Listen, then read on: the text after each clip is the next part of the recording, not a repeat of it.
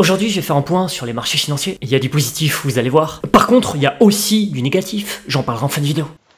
Ça m'embête un peu, ça. Après, rassurez-vous, dans cette vidéo, je partagerai aussi quelques noms d'actions au potentiel attrayant. Mais avant, j'aimerais commencer par le chiffre de la semaine. 2492, et voici la photo pour accompagner cet incroyable chiffre. Ce que vous voyez, c'est un bon gros diamant de 2492 carats qui vient d'être découvert au Botswana, un pays enclavé de l'Afrique australe. C'est le deuxième plus gros diamant du monde qui vient d'être découvert dans une mine appartenant à la société canadienne Lucara, dont l'action est cotée à Toronto sous le ticker LUC. Et comme vous pouvez le constater, cette découverte a été fortement appréciée par les opérateurs de marché, puisque l'action de cette société minière de diamants a fait un bond d'environ 50% le jeudi, jour de l'annonce. Pouf! Un diamant de 2492 carats, pour information, en poids, ça pèse 500 grammes, mais en pognon, c'est beaucoup plus lourd. Ça pèse 40 millions de dollars. Du coup, c'est pas étonnant que cette découverte ait été saluée par les financiers. Alors là, on vient de voir le chiffre de la semaine, mais j'ai encore mieux à vous montrer. C'est même la news de la semaine.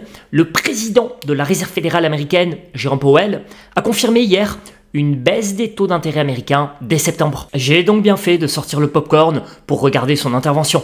Comme relaté hier à mes lecteurs, si je ne regrette pas d'avoir sorti le popcorn, c'est parce qu'une baisse de taux est généralement positive pour les actifs risqués, notamment pour les entreprises cotées qui ont besoin de se financer pour développer le business. Disons les choses, si vous vous appelez Apple, une baisse de taux, vous vous en fichez, car vous êtes déjà assis sur une montagne de cash pour développer vos projets. Du coup, on va pas se mentir, la baisse de taux à venir, les dirigeants d'Apple, tout comme les actionnaires, n'en ont probablement rien à carrer.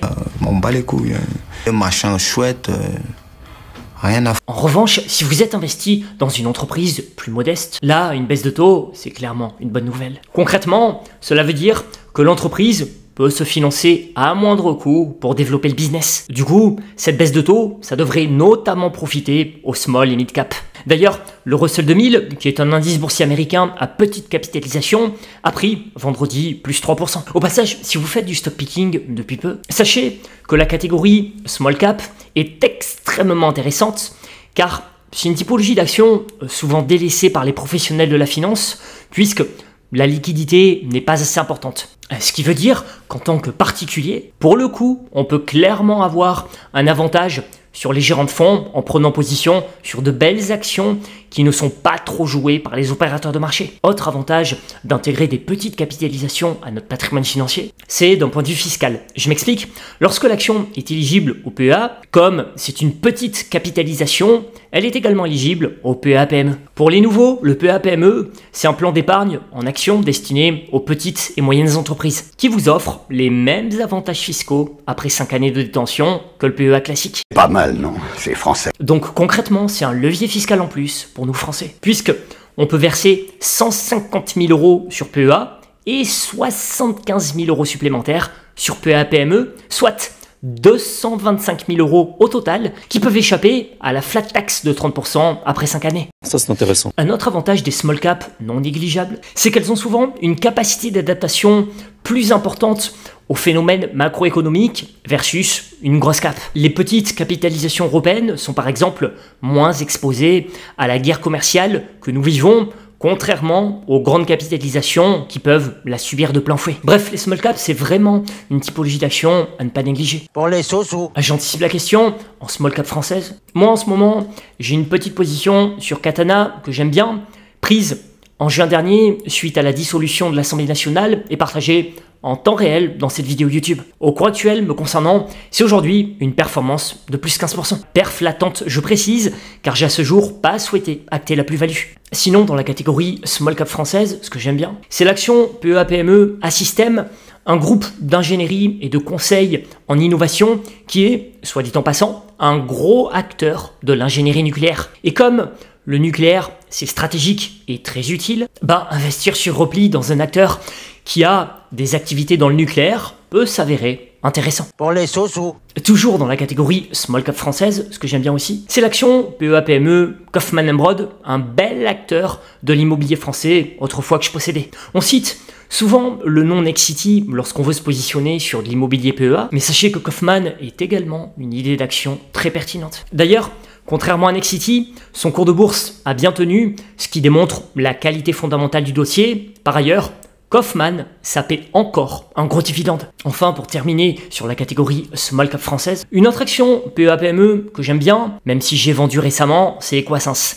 Le numéro 1 français de l'édition et de l'intégration de logiciels destinés aux pharmacies, aux hôpitaux, aux établissements de santé, aux laboratoires, aux maisons de retraite et aux professionnels de la santé. C'est une action PEA-PME que je possédais il y a peu, j'en avais même fait une vidéo YouTube en début d'année pour partager mon achat. Action que j'ai vendue en avril dernier, avec une belle petite plus-value d'environ 20%. Voilà, les sous-sous dans la popoche. Pareil, vente relatée sur YouTube, quasi en temps réel, j'étais même en direct des États-Unis. Vous voyez, c'est ça que j'aime en bourse. Je me trouvais à des milliers de kilomètres de la France, avec un gros décalage horaire, puisque j'étais basé entre Los Angeles et Las Vegas. Et pourtant, ça ne m'a pas empêché de vendre mes actifs français en un claquement de doigts. C'est ça le gros avantage de la bourse. On peut gérer son patrimoine financier où que l'on se trouve dans le monde. Pas besoin d'aller chez un notaire ou d'attendre plusieurs mois comme dans l'immobilier pour se délester de ses actifs. Après, je crache pas non plus sur l'immobilier. Me concernant, j'adore la belle pierre. Pour tout vous dire, un de mes projets d'ailleurs, ce serait d'acquérir sous 5 ans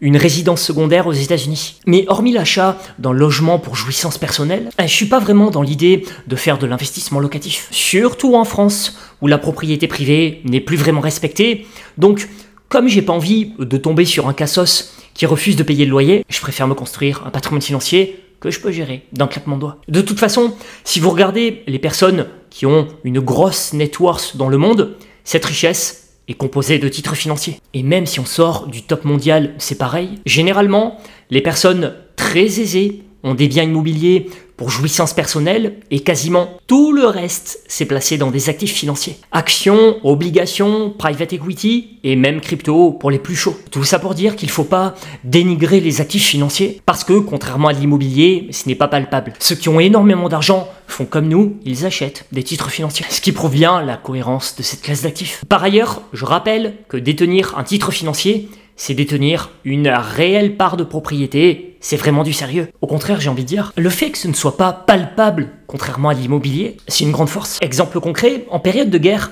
si j'ai un bel appartement en location dans une ville touchée, je peux potentiellement tout perdre.